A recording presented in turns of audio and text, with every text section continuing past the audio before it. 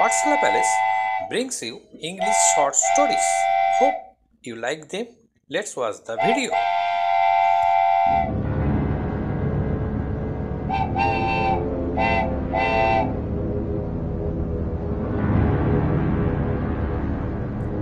অনিন্দ সুন্দরী মেডুসা বাস করত পৃথিবীর একদম উত্তরে, যেখানে কখনো সূর্য দেখা যেত না।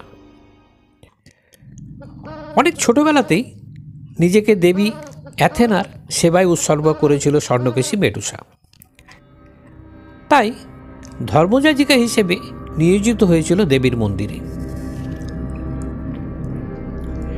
একবার তার স্বাদ হয় সূর্য দেখার।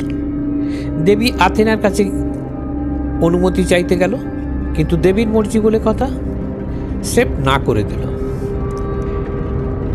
মেডুসার মনে মনে খুব রাগ হলো, রেগে মেগে বলেই ফেলল, এতদিন ধরে নিষ্ঠার সাথে পূজা করার পরেও তাকে যেতে না দেওয়ার কারণ নিশ্চয়ই ঈর্ষা, কেননা মেডুসা যে অপূরব সুন্দরী।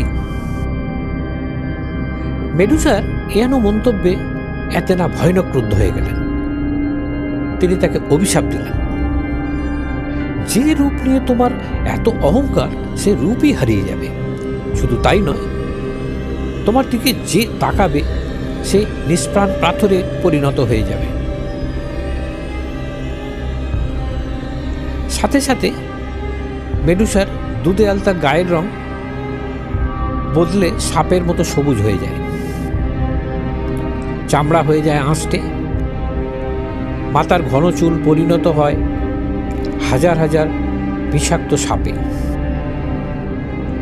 কোমর থেকে নিচ পর্যন্ত সাপের লেজের বদলে যায়, চোখ দুটো হয়ে যায় আশ্চর্য রকম শীতল। রূপ হারিয়ে ভয়ানক কুৎসিত মেডুসা দুঃখে আর হতাশায় মন্দির ছেড়ে চলে গেল অনেক দূরে।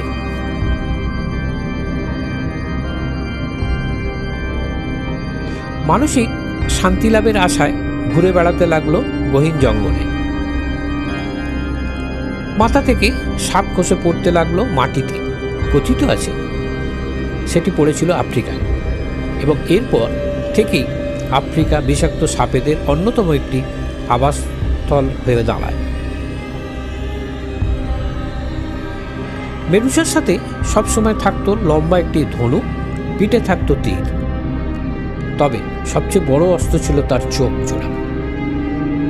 চোখের দৃষ্টিতে পাথর বানিয়ে দিয়েছিল অগণিত প্রাণী। থাকতো সমুদ্রের এক নির্জন দ্বীপে, সেই দ্বীপে তাকে মারার জন্য যারা যেত তারা কেউ আর ফিরে আসত